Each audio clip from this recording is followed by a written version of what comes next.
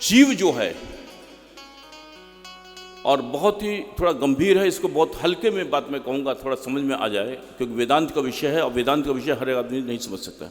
सरल उसमें समझाने के प्रयत्न करूँगा। और इससे तो मैंने देखा कई लोगों को, मैं अपने पर नाज नहीं करता, ये तो गुरुदेव का द्वारा ज्ञान है, पर इन दिनों पाख्यान से बहुत लोग भाग जाते हैं, छोड़ देते हैं विषय को, महाराज इसको नहीं छोड़ेंगे, बहुत कठिन है।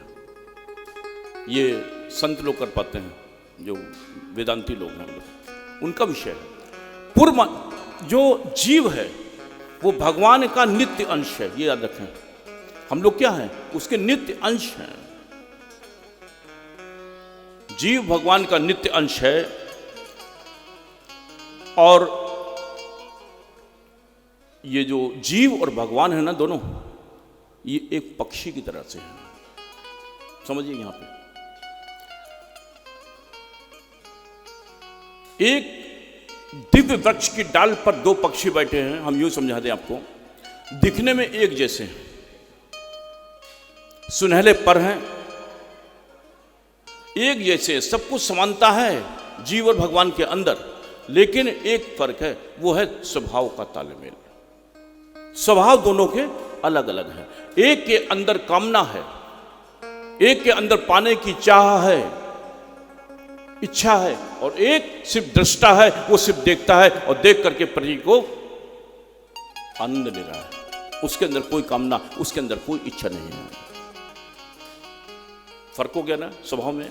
एक के अंदर इच्छा है कि मैं ये पालूं और एक के अंदर कोई कामना नहीं, वो है शिव भगवान। श्रीमद् भागवत के अंदर उसी जीव और भगवान को, जो भगवान है वो वास्तव में उसी को श्रीमद् भागवत में, और उसकी भाषा में कहें तो उसी को कहा गया अविज्ञात सखा, जिसको हम नहीं जानते। हमारा जो मित्र है असली में वो कौन है? संदीप जी, वो मित्र जो असली में है वो भगवान है। उसी को अविज्ञात सखा, जिसको हम नहीं जानते, वो सखा है। और जिनको हम जानते हैं ये सखा नहीं, ये स्वार्थी लोग हैं।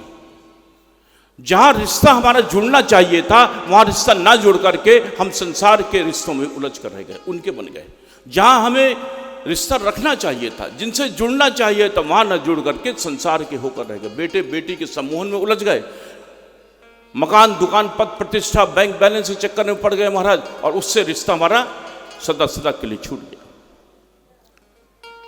एक वृक्ष पे दोनों बैठे, सुनहले पर हैं, दोनों में एक दूसरे कोई विषमता ही नहीं है, समानता है दोनों के अंदर, लेकिन एक के अंदर कामना है और एक के अंदर सिर्फ वो दृष्टा है, बना देखता है। एक पक्षी के अंदर सामने वृक्ष पर लगा, देखा बहुत सुंदर फल है। एक पक्षी ने कहा भैया मैं ये फल को खा लूं। बहुत सुंदर वृतांत है, जो समझने वाली बात है। ये हम लोग कौन हैं, देखिए अपने को, और किस प्रकार से हमारा रिश्ता टूट गया। जहां जुड़ना था वहां ना जुड़ करके संसार में के सम्मोहन में हम लोग उलझ गए, और उससे हम सदा सदा के लिए दूर हो गए। उसके अंदर चाह थी हो गई कि इस फल, ये बहुत मीठा फल लगा है, बहुत सुंदर फल है, इसको मैं खा तो लूं। उस अपने सखा से पूछा, कहने भैया क्या मैं जाऊं? कहने देखो, उस दूसरे सखा ने कहा देखो उस फल को तुम खा के तुरंत आ जाना, मैं यहीं पर तुम्हारी प्रतीक्षा करूंगा। बहुत आसान है अगर समझे चीज को।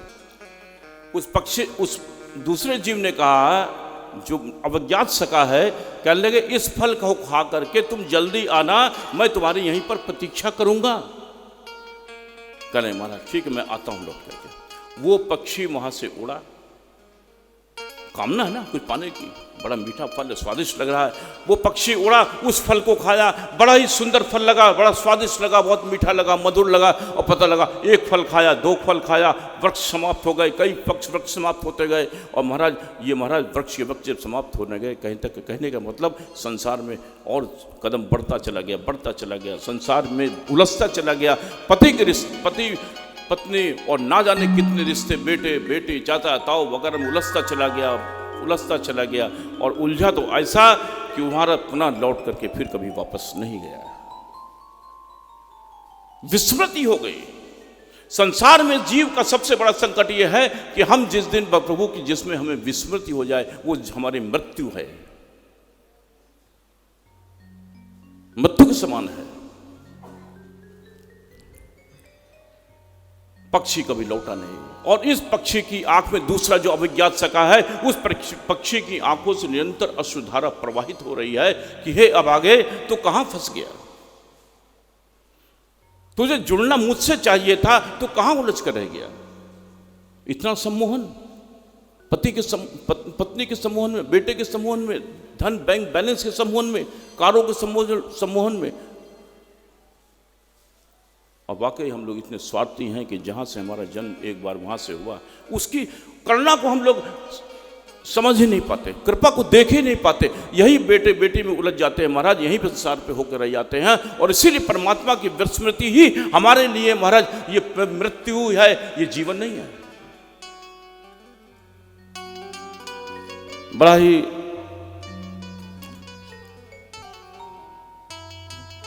ये हमें जो सुंदर शरीर मिला है, नवद्वार पुरदेही, 9 दरवाजों का मकान हमें मिला है, अपने ही शरीर में खो गया। मैं इतना सुंदर, नवद्वार, इस शरीर के अंदर पुरंजन, मैंने कहा ना ये जीव है, इसको क्या कहा गया? पुरंजन। इसीलिए श्रीमद् भागवत में इसका, श्रीमद् भागवत में वर्णन है पुरंजनोपाख्यान के नाम से। हम जो इसका वर्णन कर रहे हैं पुरंजनोपाख्यान नाम है।